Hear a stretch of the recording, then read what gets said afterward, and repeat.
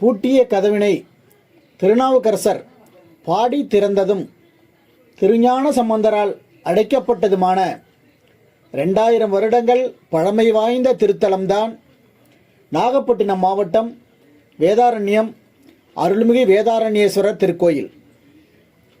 60 ஆண்டுகளுக்கு முன்னால் 22 அடி தேர் ஓடி நின்று பின்னர் புதிய தேர் செய்விக்கப்பட்டு திருத்தேரோட்டம் சிறப்பாக நடந்து வருகிறது.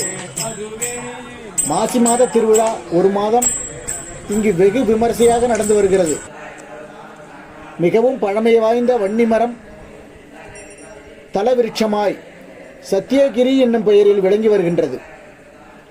இங்கு சத்தியகிரீஸ்வரர் நாயகியுடன் வன்னி மரத்தடியில் அருள்பாலித்து வருகின்றார்.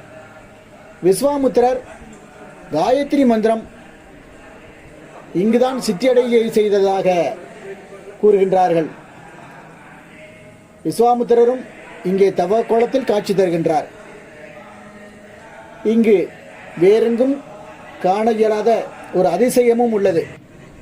அக்கினி மூலையில் மணிகர்ணிகை தீர்த்தம் உள்ளது. பிறவி பாவங்கள் அனைத்தையும் இந்த தீர்த்தத்தில் நீராடினால் நீங்கிவிடும் என்பது ஐதீகம். பார்வதி பதைஹே அடகர மகாதேவா தென்னாரில் சிவனை போற்றி எந்நாட்டவர்க்கும் இறைவா போற்றி. அகத்தியருக்கு திருமண கோலத்திற்கு காட்சி கொடுத்தபடியால் இங்கே திருமணம் நடக்க இருக்க வேண்டிய அன்பர்கள் அனைவரும் இங்கே வேண்டிக் கொண்டால் உடனடியாக கிரகங்கள் தோஷங்கள் எல்லாம் விலகி இந்த திருமணங்கள் கைகூடும். அகத்தியருக்கு திருமண கோலத்தில் காட்சி தந்த திருத்தலம் இது.